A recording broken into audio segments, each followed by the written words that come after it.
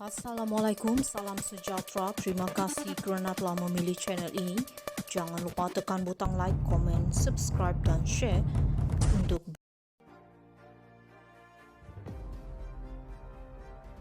Anwar mungkin dihumban jika kerajaan terus guna akta zalim. Rakyat yang mengangkat PH dan BN ke tampuk kuasa tidak akan teragak-agak untuk menumbangkan kerajaan jika terdapat ancaman untuk menggunakan undang-undang zalim seperti Akta Hasutan 1948, kata penganalisis. Perdana Menteri Anwar Ibrahim dan partinya PKR harus peka terhadap perkara ini kerana janji-janji reformasi mereka sebelum ini, kata Profesor Ajong, Universiti Malaysia Sarawak, UNIMAS, Jayum Anak Jawan kepada Malaysia Kini. Pemimpin politik perlu peka dengan hal ini kerana dalam dekad yang lalu, rakyat tidak segan untuk menukar kerajaan dan pemimpin yang pada pandangan mereka tidak berkhidmat untuk kepentingan terbaik mereka.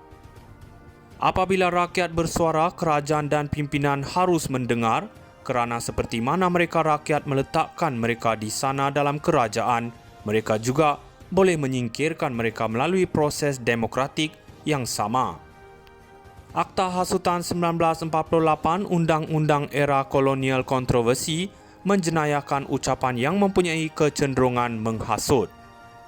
Antara definisi kecenderungan menghasut dalam akta ini termasuk kecenderungan untuk menimbulkan kebencian atau penghinaan terhadap mana-mana raja, kerajaan atau pentadbiran keadilan untuk mempromosikan perasaan tidak senang dan permusuhan antara kaum atau kelas yang berbeza. Akta ini pertama kali diperkenalkan oleh Inggeris pada tahun 1948 dan kemudian dipindah selepas rusuhan 13 Mei 1969 untuk memperluas skop sekatan terhadap kebebasan bersuara. Kerajaan PH telah berjanji untuk memansuhkan akta ini sebagai sebahagian daripada manifesto gabungan tersebut. Sementara itu, pensyarah Universiti Islam Antarabangsa Shazza Shukri bersetuju dengan pandangan Jayum mengenai apa yang bakal dihadapi kerajaan jika gagal menunaikan janji reformasi. Satu-satunya kelebihan yang saya lihat sekarang untuk mendapatkan sokongan daripada keluarga diraja kerana penggunaan akta hasutan baru-baru ini berkaitan dengan kerabat diraja.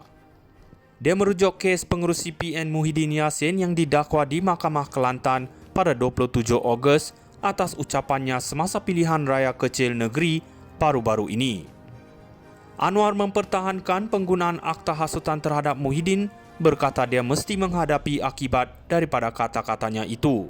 Sementara itu, Shazza berkata isu lain yang perlu ditangani kerajaan termasuk jika rakyat Malaysia sudah bersedia untuk kebebasan bersuara, terutamanya melibatkan perbincangan 3R, kaum, agama, raja. Adakah kita boleh membenarkan orang mengkritik isu 3R seperti yang dilakukan Muhyiddin? Adakah kita boleh menghentikan penyaman kritikan dengan hasutan? Kerana isu 3R didakwa sebagai menghasut dan boleh menyebabkan ketidakharmonian, katanya. Anwar mungkin dihumban jika kerajaan terus guna akta zalim. Rakyat yang mengangkat PH dan BN ke tampuk kuasa tidak akan teragak-agak untuk menumbangkan kerajaan jika terdapat ancaman untuk menggunakan undang-undang zalim seperti Akta Hasutan 1948, kata penganalisis.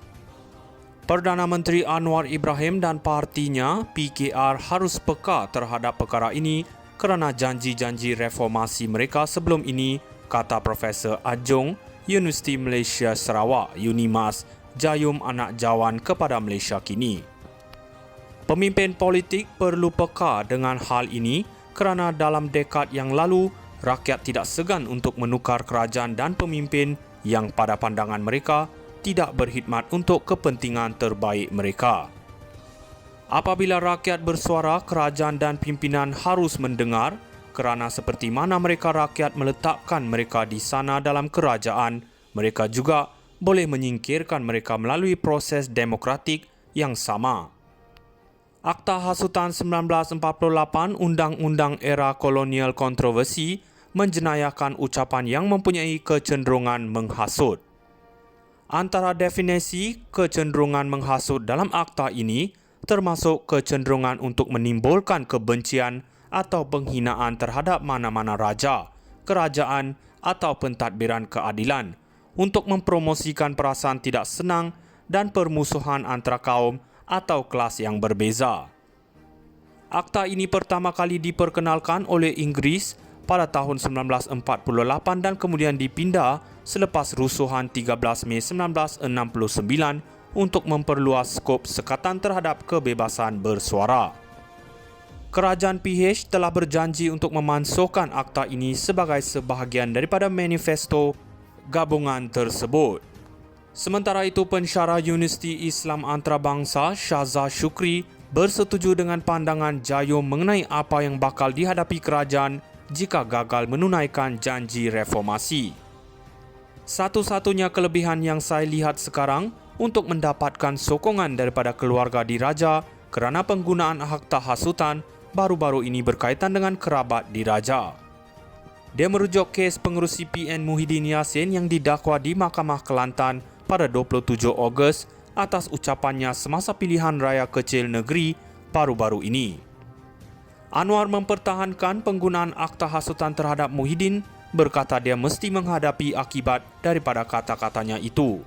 Sementara itu, Shahzad berkata isu lain yang perlu ditangani kerajaan termasuk jika rakyat Malaysia sudah bersedia untuk kebebasan bersuara, terutamanya melibatkan perbincangan 3R, kaum, agama, raja. Adakah kita boleh membenarkan orang mengkritik isu 3R seperti yang dilakukan Muhyiddin?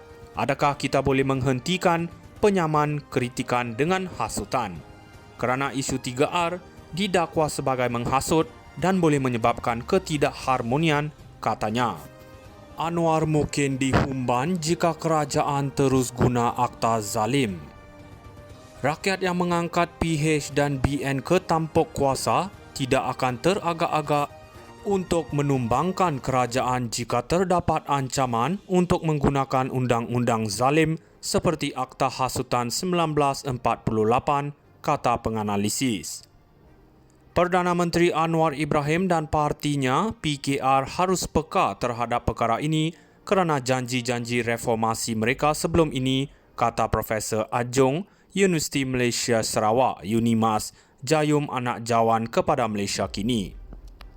Pemimpin politik perlu peka dengan hal ini kerana dalam dekad yang lalu, rakyat tidak segan untuk menukar kerajaan dan pemimpin yang pada pandangan mereka tidak berkhidmat untuk kepentingan terbaik mereka.